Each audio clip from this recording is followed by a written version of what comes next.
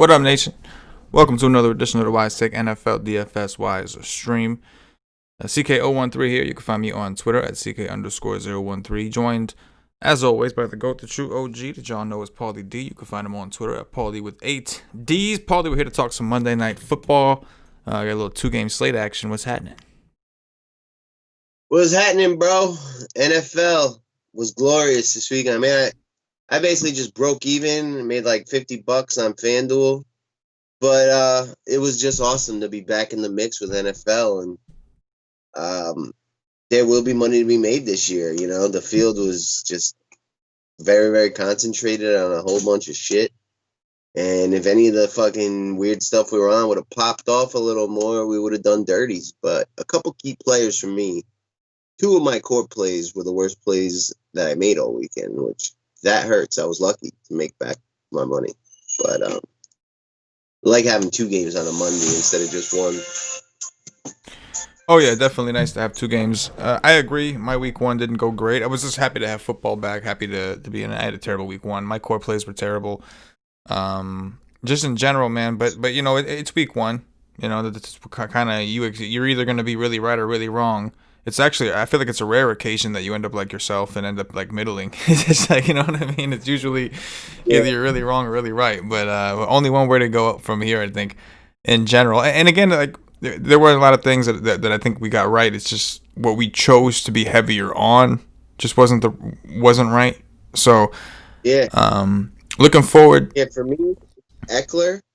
They didn't throw to him all of a sudden. I don't know why, and he got a touchdown vulture. Yeah.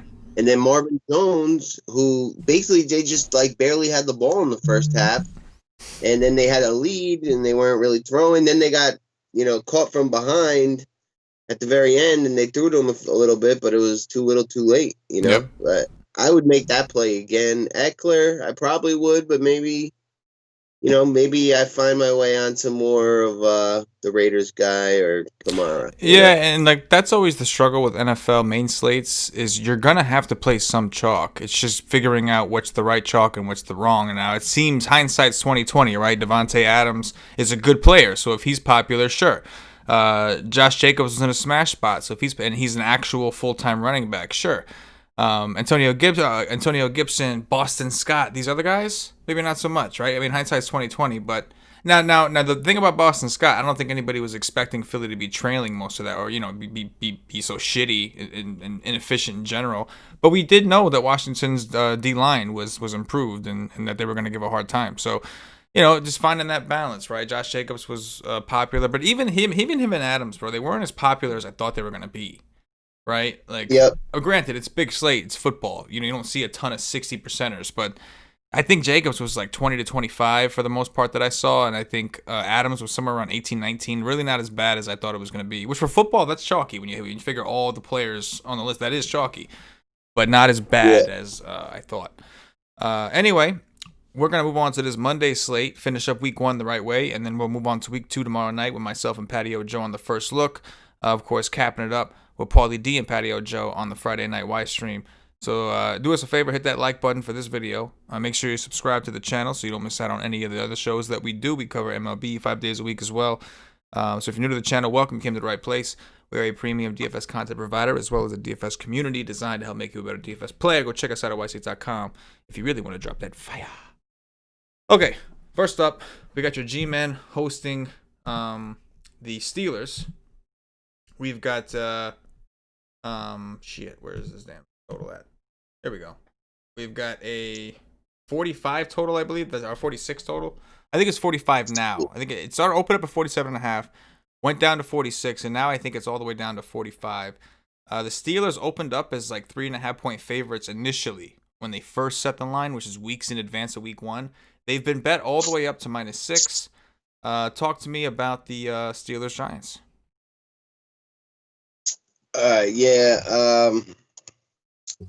The Steelers had a phenomenal defense last year and, suffered the injuries on offense, losing Roethlisberger, and it was just a disaster at quarterback for most of the season. The other backup got hurt as well, and Mason Rudolph. And Then they started going into like Wildcat and stuff like that. That's how bad it was. They had Duck Hodges. It was awful, and their offense was pretty shitty most of the season. They're pretty fired up for getting Roethlisberger back. People have high hopes for this team, and what better opponent week one than the New York Giants and their absolutely god-awful defense that was obliterated by just about everyone last year. In terms of the game, I think there's a chance the Giants can hang in there. The -6 seems like a trap, to bet on Pittsburgh. I think if I had to bet, I'd bet the Giants. I think there's a chance they could even win this game. I think it's close and high scoring. I'm a little surprised to see the total tanking. I know people respect the Steelers' defense, and I guess they're looking at like a 23 to 17-ish kind of game. But the Steelers are going to score points, and I think the Giants will too. So I'm looking for a higher scoring, lack of defense kind of game here. And this is where I want to get most of my skill players from, outside of maybe a handful of plays. I think the next game is going to be a lot more slow and lower scoring than this one. So I'm into the offenses, both sides. I like the receivers on both teams. I like Connor. I don't really love Saquon. I would never argue against anyone playing Saquon ever. I think he's matchup proof. He should get enough volume, and there's not many guys on the slate that can really match him. But most of my builds that I was making for I did 20 teams in one of the $3 donkeys, and then one of the $150 contests, one lineup. And the lineups that I was kind of toying around with that I really liked, I didn't have Saquon in. That paying up for him really kind of put a dent into the rest of the lineup for me. And I like a couple other guys at the position. So, like both quarterbacks, I think I'm going to land on more Jones than Roethlisberger, but those are the two I'll have, on my 20 maxes. I'll probably have 80% between those two. I'm really not into the next two quarterbacks. Really like James Conner. At receiver, you can give me some Juju, who was like a top 4 receiver 2 years ago with a healthy Ben Roethlisberger, and will likely return to similar type status. Give me some Deontay Johnson. Give me some James Washington on the Pittsburgh side. On the Giants, it's really just Shepard and Darius Slayton that I'm looking at. Golden Tate dealing with a little bit of an injury. I don't think I end up on it much of him. And then on tight end, I like Evan Ingram, and on Pittsburgh, I really like Eric Ebron. Heard really good things out of camp from him. He supplanted Vance McDonald. Now he's going to kind of split. They're going to, probably be in like a 70-30, 60-40 split, but I expect Ebron to have some pass plays designed for him. The Giants were terrible against the tight end, and he could be kind of sneaky. I don't know if the industry is really up on the fact that he's kind of taken over that role. And if you could fit a Steelers defense, go ahead. The Giants give up a ton of sacks, but I really didn't have a ton of salary for that. That's more for the next game for me. Yeah, I think looking at starting with the Steelers side of the ball, I totally expect their offense to be basically the opposite of what it was last year, which was non-existent last year. Expect them to be very good. They got Ben Roethlisberger back. Like you said, the Giants' defense is not good at stopping the run, not good at stopping the pass. They're not supposed to be good at anything. James Conner is one of my favorite running backs on the slate. We know what this team does. They're going to feed the running back heavy in the pass game. They're going to run it. Tomlin says the plan is to keep Connor as a workhorse as per usual. I love Juju Smith-Schuster. I do like Ben, but Ben is probably my second quarterback, and that's because we know Ben's home and road splits. Notorious for home and road splits. Always plays better at home, and I don't think he's going to necessarily have to play all that well. So I think we're going to see a lot of concentrated targets to Juju Smith-Schuster. and who I'm expecting to have a bounce back here, and maybe even to what's his name, Deontay Johnson, who you talked about, who is apparently emerging as a strong number 2 candidate. In lineups where I am playing Ben, I'll work in some Ebron, which I don't think you need Ben to play Ebron. I'm just in the pecking order, Ebron would be the next best target, I think. It makes a lot of sense. We know Ebron's a big pass-catching guy. I think they'll utilize him in the red zone. They went out and got him because they felt like they needed somebody who can catch some fucking passes. And I heard that they've been working with him heavily on run blocking as well, which was apparently a big weakness of his. So that tells me that they want to keep him on the field. They already know he can catch. They got Vance McDonald for the run blocking. So if they want him to learn how to run block also, it's probably because they want him to play a lot.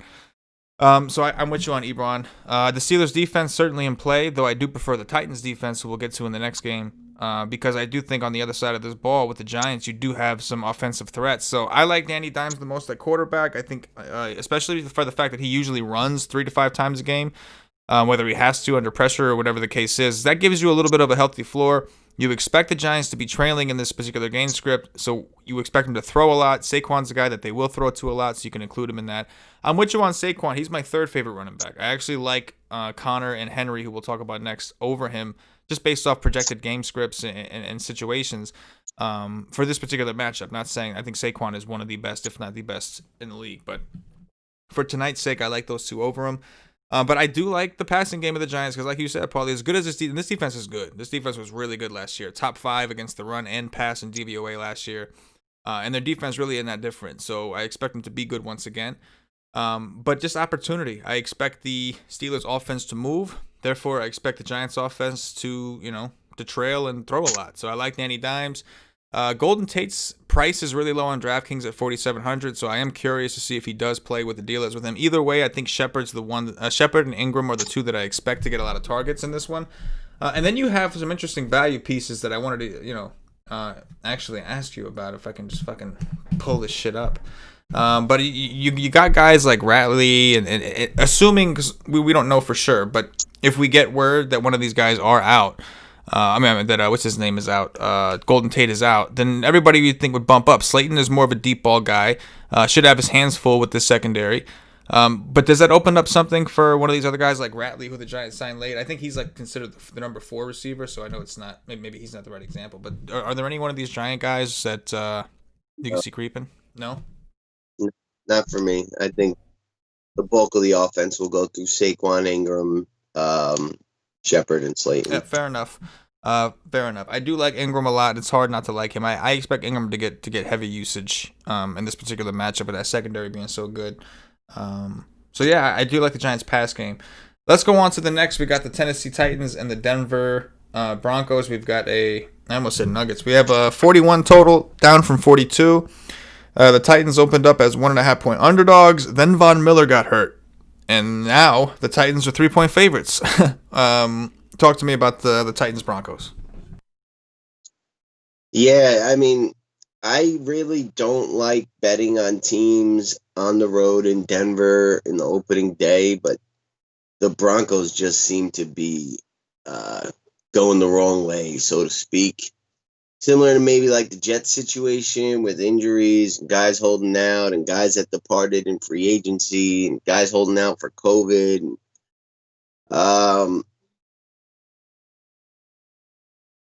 Hard to see the Titans losing this game. And I'm kind of expecting a low scoring, a lot of running the ball, clock moving, defensive kind of game here, low total. Derrick Henry's my favorite running back on the slate. I will have a ton of him. I expect him to just do the dirt.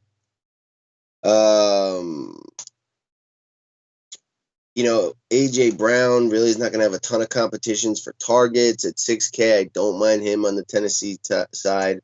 As I mentioned, I really have almost no interest in these quarterbacks. I love the defenses on both sides. And then on the Denver side, I do like Drew Lock a tad more than Tannehill. Again, I'm not going to have much of either of these guys, though.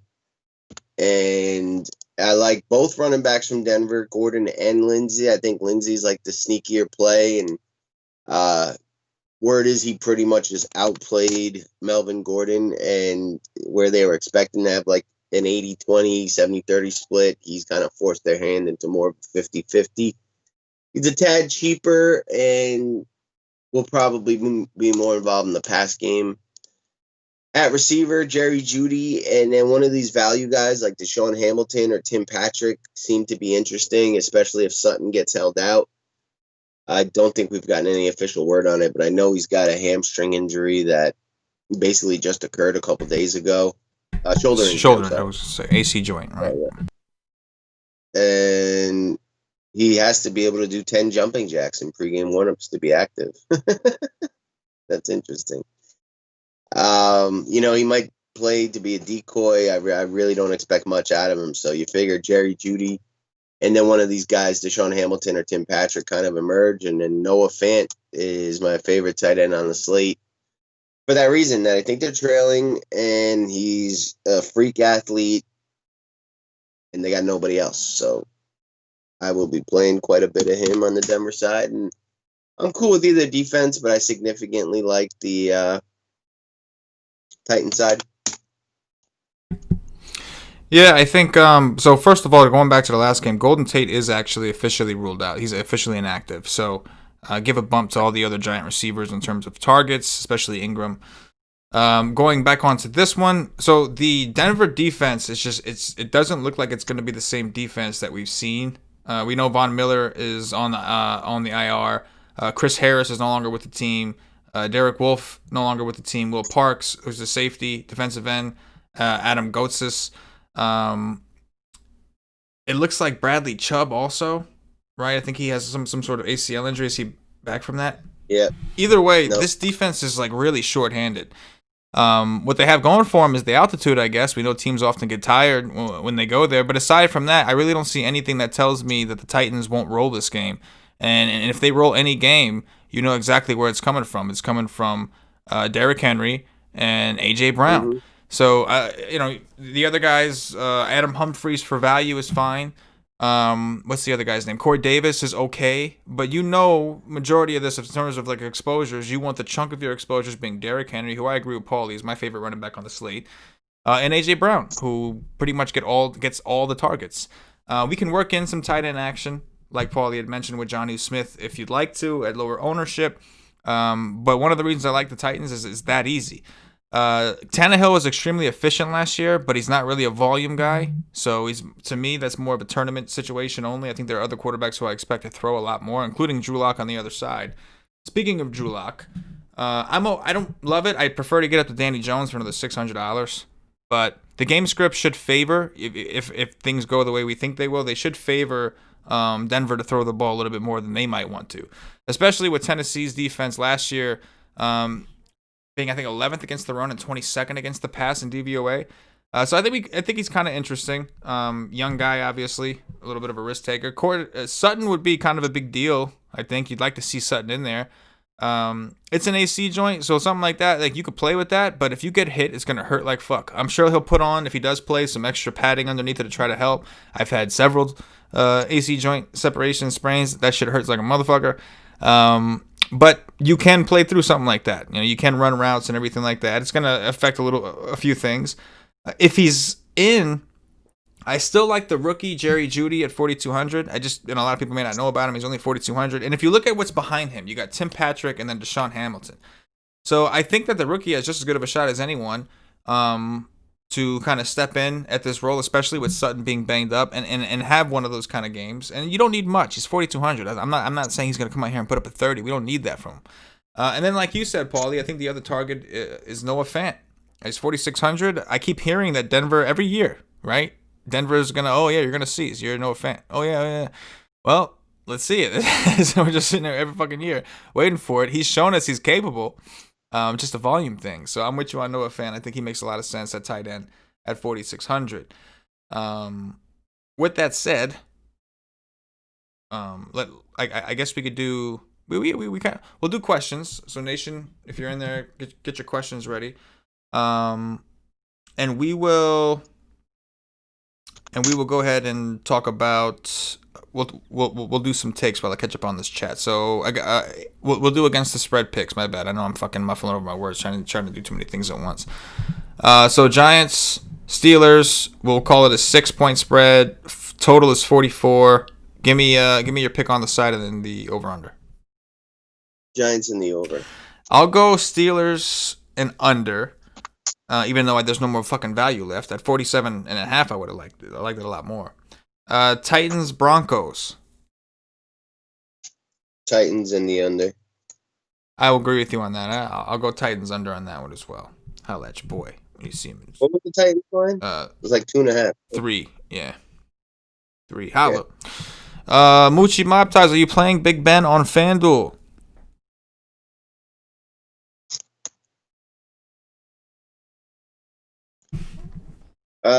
Yeah, Ben or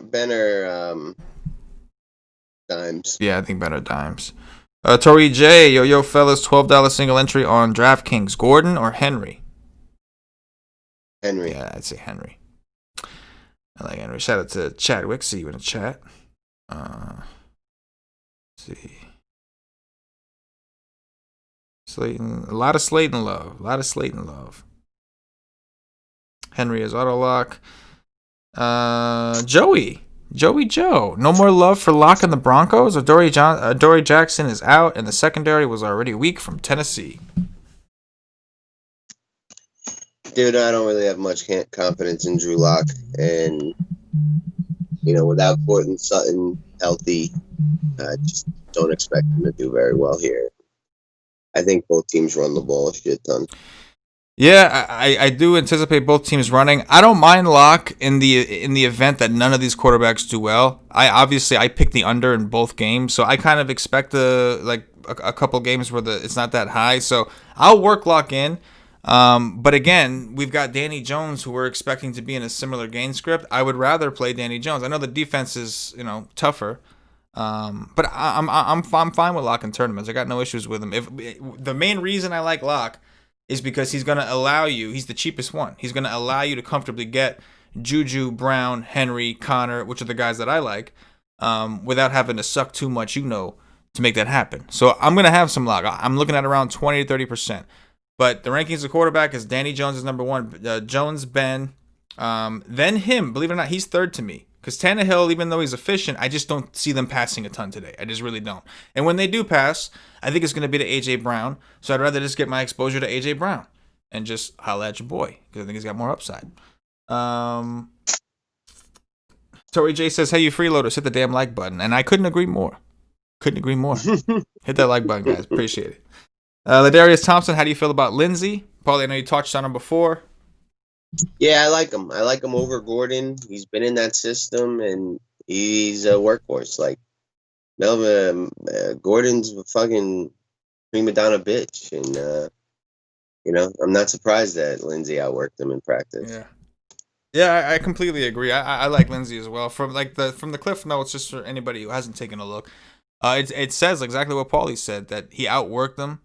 In camp, initially they had planned for Gordon to be a primary back, Lindsey to be like a third down specialist, but he outworked him so hard that they're looking at this more of a 50-50 split. So basically, they don't want to feel like idiots for giving him the money, so they're going to theoretically start him, but if he is ineffective, they will play Lindsey because they want to win. So that's how that works. Who do you think has the most upside in both games?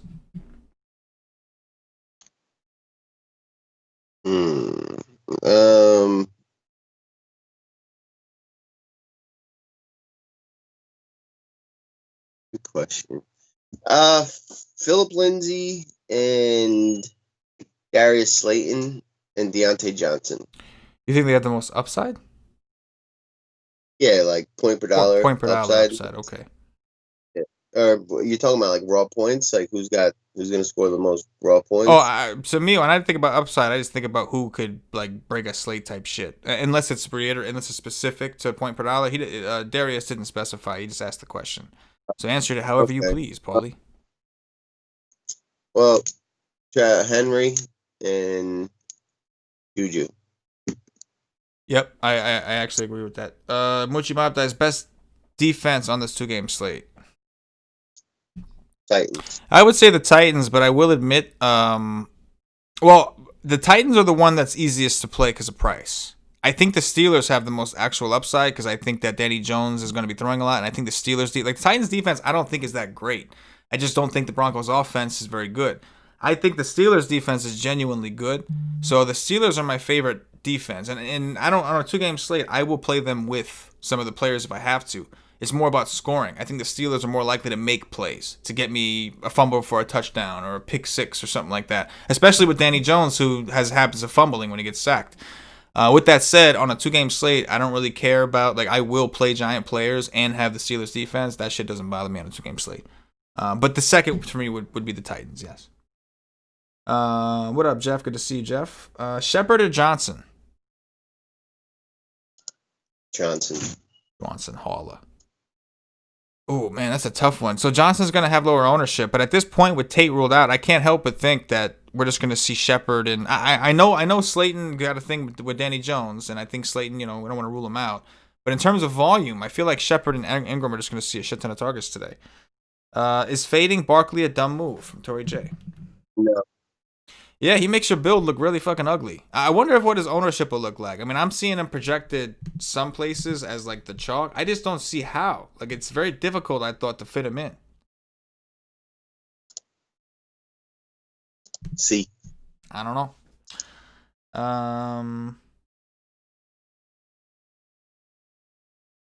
AJ Brody says, should I trade MT for saying? I don't even know. I'm sorry, I can't even read that question. Likewise. Michael. Yeah. For okay. Should I? Okay, I was reading the one. I was like merging the question above it. Should I trade MT for CEH and Cup? Okay. Yes. Well, I tell you what, Michael Thomas should have. I said Michael Thomas was my 3rd overall pick, and if I'm about to lose this week because of him specifically, so. I'm not going to give you a bias. Ask me in 2 days. You got to give me a couple days to calm the fuck down. I'm pretty heated about that. I got him as well with the 9th pick or 10th pick. I'm winning by a shit ton. And, supposedly he's fine. But Cup is, obviously he's not Michael Thomas, but he's a respectable replacement. And I'm assuming you need a running back, and CEH is going to be a beast. I like that deal. See you later. I'll add your boy. All right, Nation, that's going to do it for us today. We got about half an hour before kickoff.